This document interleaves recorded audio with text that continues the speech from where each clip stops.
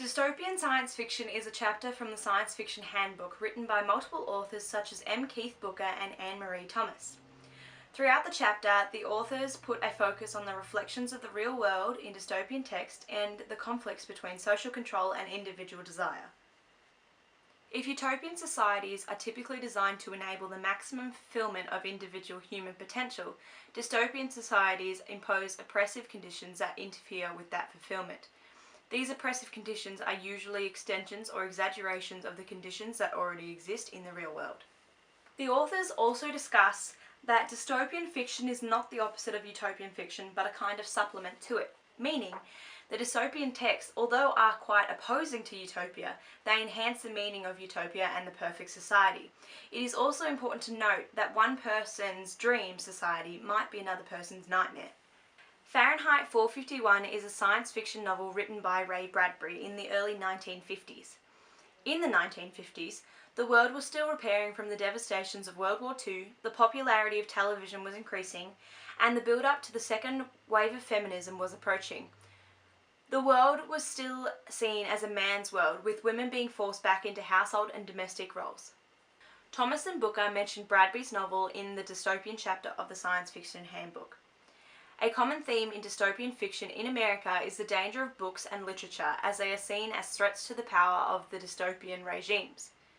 In this chapter, they write, "This theme appears in Ray Bradbury's Fahrenheit 451, where an oppressive state employs teams of firemen whose job is to seek out and burn books.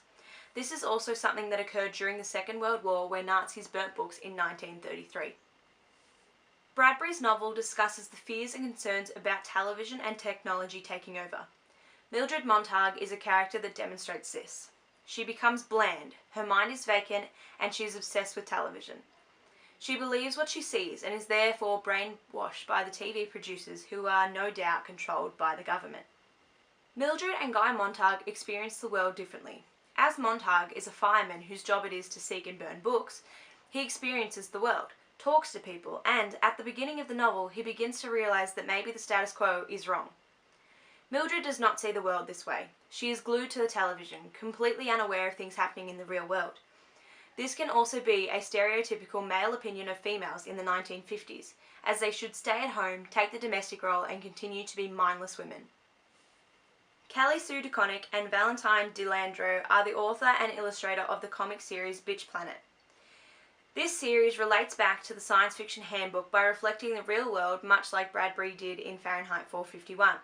Beginning in December 2014, Bitch Planet comments on the continuing fight for feminism, homosexuality versus heterosexuality, and females being targeted. Bitch Planet creates a space for feminism to evolve, aka on Bitch Planet. It shows the fight women have actually faced throughout history: male-dominated violence, oppression, the lack of freedom to be individuals, and the lack of equality between men and women. Bitch Planet demonstrates social control that restricts individual desires, especially for women. Female sexuality is also discussed throughout the series. Compliant women are seen fully clothed and loved, while non-compliancy brought other women the physical abuse from guards and being stripped of their belongings. There are scenes of homosexuality which the women use to transfer information to each other without guards interrupting. The women lose all privacy, not even being able to shower alone or speak to one another.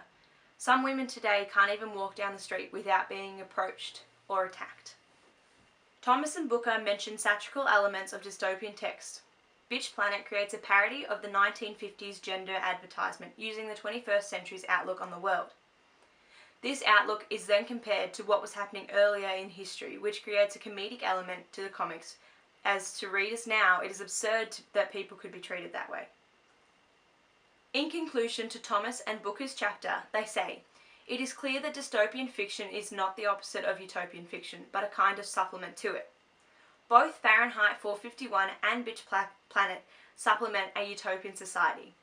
They enhance this by applying a contrasting setting that pushes people away from creating a real world into a nightmare.